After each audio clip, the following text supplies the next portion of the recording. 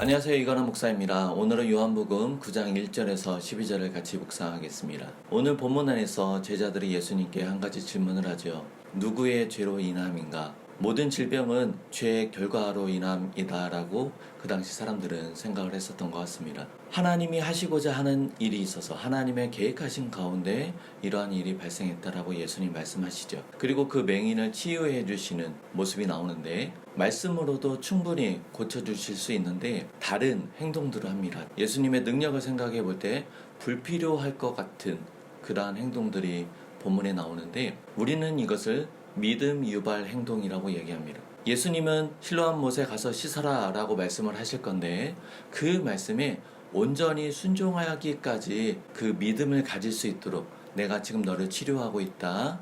자, 그러니까 너가 낫기를 원한다면 이렇게 해라. 안내를 해주고 있는 거죠. 예수님께서 그 사람에게 이러한 행동을 하신 다음에 실로암 못에 가서 씻어라 라고 했을 때 그 사람은 실로암 못에 가서 씻고 밝게 보게 되죠. 우리는 주의 말씀에 온전히 순종한 삶을 살기를 소망하고 있습니다.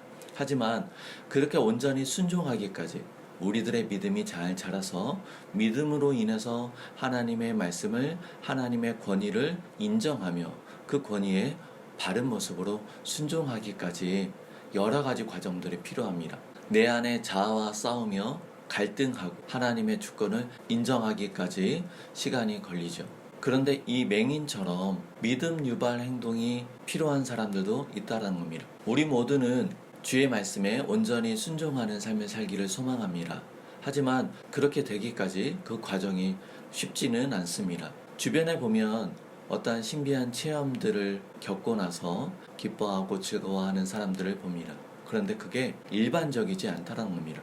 성경에서도 예수님이 병자를 고치실 때 이러한 행동을 하는 것이 일반적이지 않다는 겁니다. 주변에서 놀라운 체험을 하는 사람들 한편으로 부러운 마음으로 볼 수도 있습니다. 하지만 본질은 하나님이 원하시는 것은 하나님의 말씀에 순종하기까지 우리들을 이끌어 주신다는 겁니다. 신비한 체험과 어떠한 기적을 경험하지 않아도 하나님은 우리를 붙잡고 하나님의 말씀에 순종하기까지 우리를 이끄시고 계신다는 겁니다. 어떠한 체험에 집착하고 그것을 바라보기보다는 모든 상황들 가운데 우리를 붙잡고 우리가 하나님의 말씀에 온전히 순종하기까지 자라게 하시는 그 하나님을 바라보기를 원합니다. 우리에게 일반적이지 않은 특별한 은혜를 사모하는 마음이 있습니까? 이것을 우리는 엠브란스를 바라는 신앙이라고 합니다.